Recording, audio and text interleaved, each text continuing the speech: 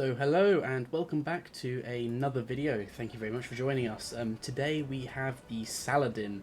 We have it fully upgraded.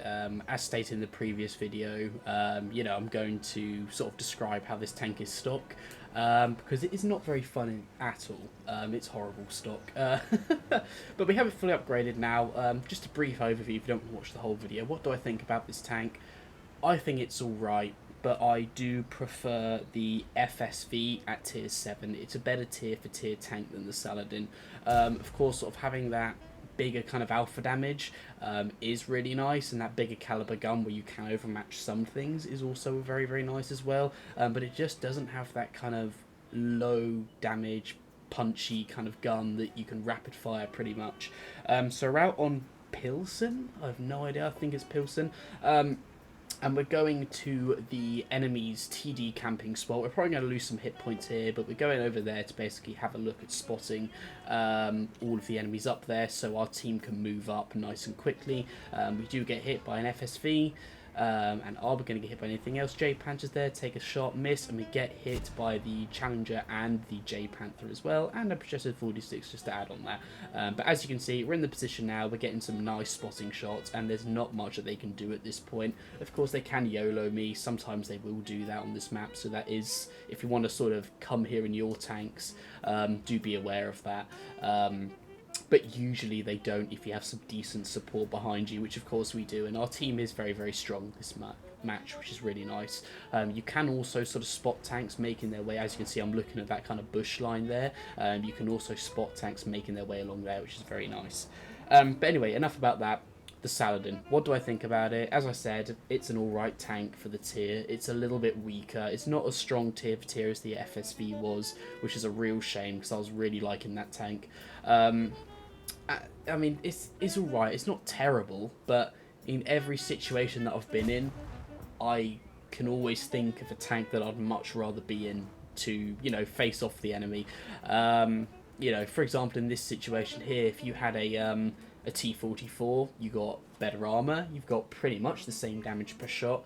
In my opinion, you have more mobility. And I should talk about the mobility because the turning speeds of these tanks are what let them down so bad. And I can't wait for the tier tanks. I've had a look at some YouTube videos and they actually seem pretty decent with their turning speed. But the turning speed on both the FSV and the Saladin is 30 degrees.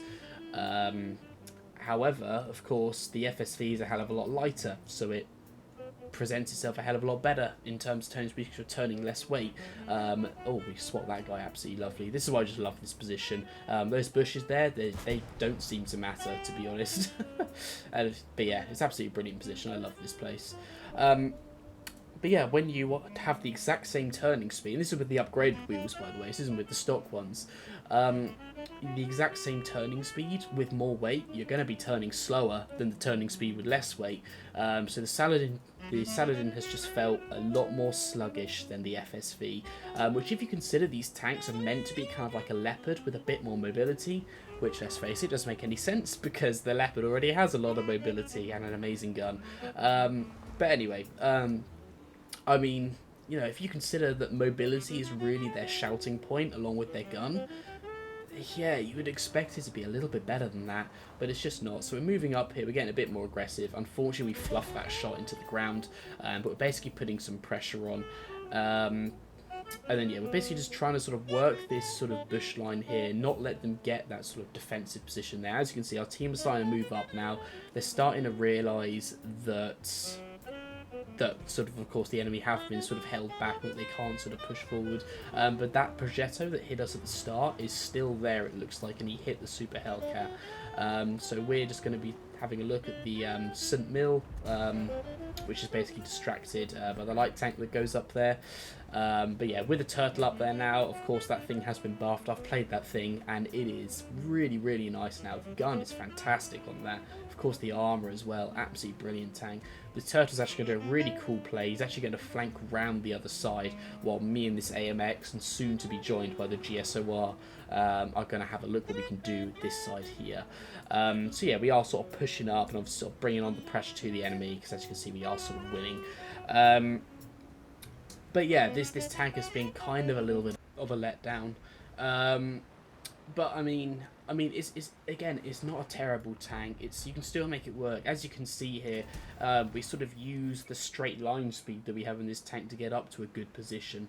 But in terms of tier 10, you're not going to be doing very much in this.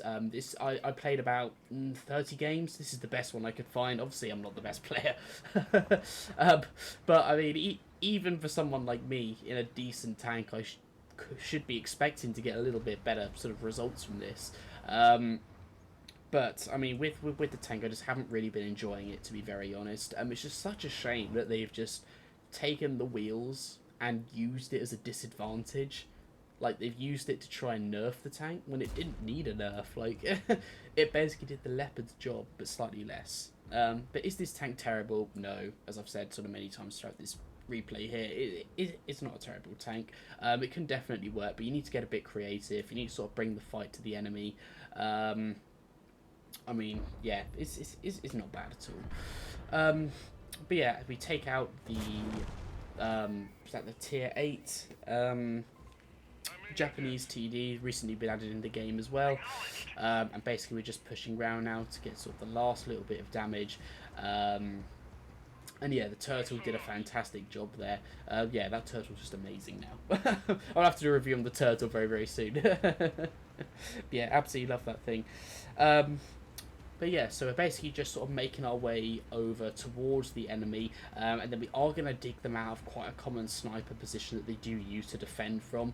And I have seen multiple games on sort of what replays where people have actually sort of defended from that very kind of the bottom left-hand sort of corner there, the enemy side of spawn.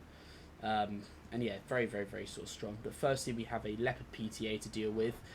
He's sort of in cover there. I think perhaps I can shoot through the box, but unfortunately I can't. So we are going to have to sort of move up and see what we can do in that sort of situation there.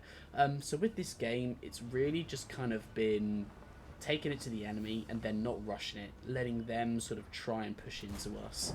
And as you can see, that sort of worked out quite well for us there, because of course we have the support of our team. Had we have not had a team that sort of obviously went up in our sniper bushes, we would have certainly gotten YOLO'd once the enemy had figured that out, and obviously the outcome of this game could have been rather different.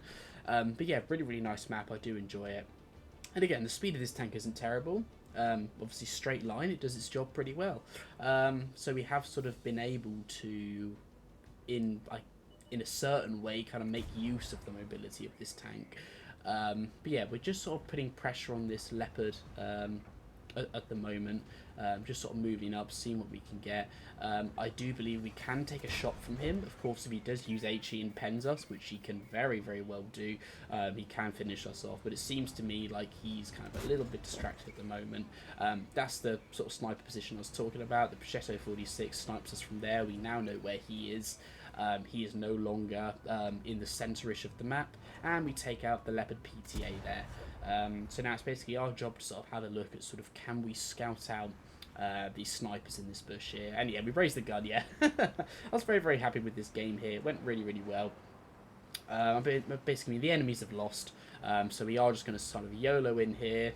Once you get in the dip here, they have to sort of peek over and expose themselves and get themselves spotted before they kill you. So I doubt they're going to do that. Again, a little sort of peek. As you can see, the turning speed, oh my god, that is fully turned, by the way. I'm not like half turning the tank or anything.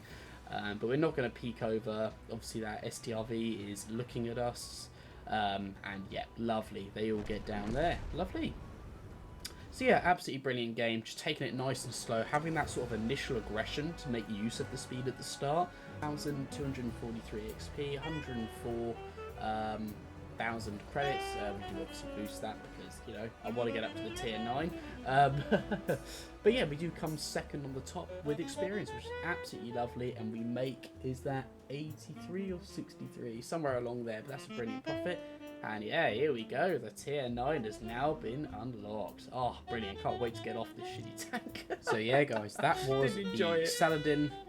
Obviously, quite a nice game there. I did sort of cherry pick that game for obvious reasons. But as you can see, upgraded, it's not so bad. Obviously, I was joking myself, it was a piece of crap, but not my favourite tank by a long way.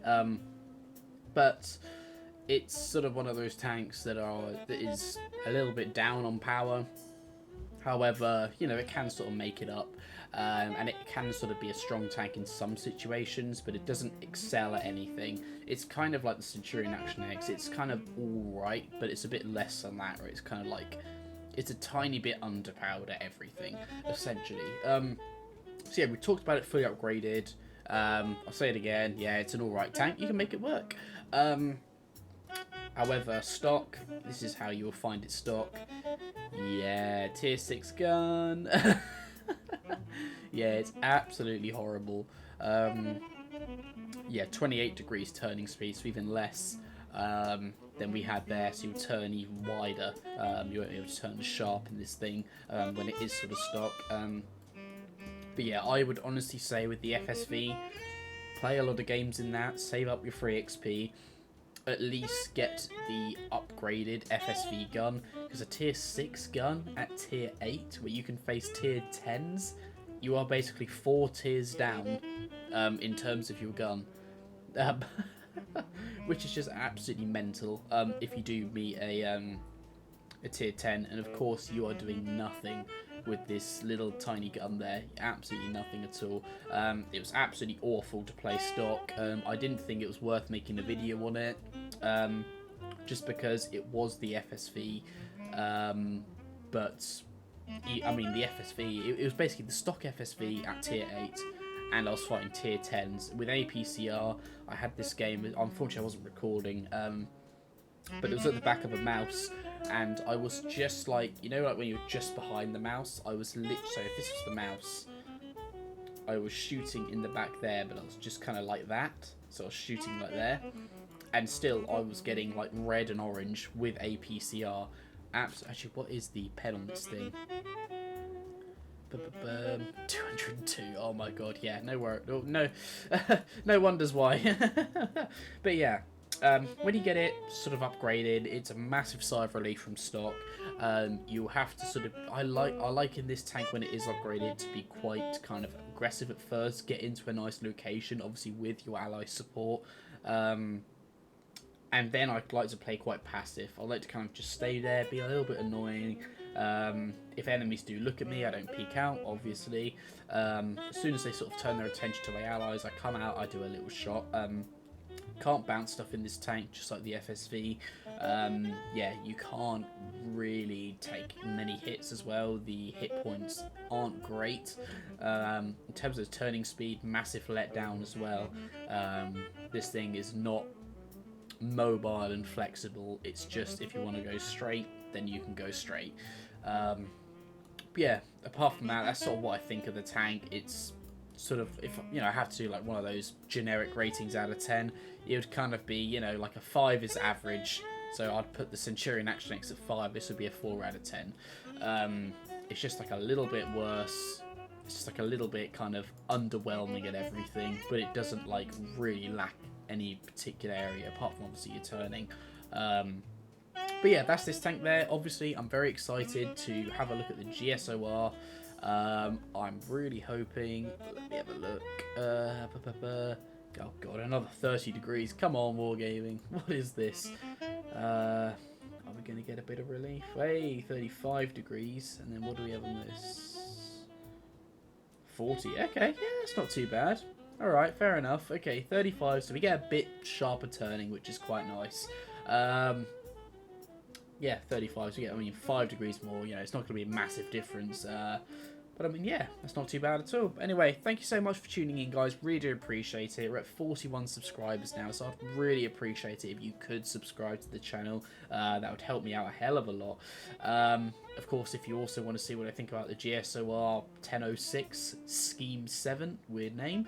But if you want to have a look what I think about that as well, then that will obviously be upcoming, and I will do a stock and an upgraded sort of review of that there. I do think the tank looks very, very cool. I do really like it in stock and upgraded form. I think it looks really kind of cool there. It actually looks quite... could that bounce something if you're like looking at it like that? If just throwing the turret? I mean, maybe. I mean, it doesn't look like, you know, like it's unangled or anything. Oh, yeah, it looks alright to be fair. Anyway, yep, thank you so much for joining me, guys. Anyway, Have a nice rest of the day, and please leave a like and subscribe. Thank you. Bye.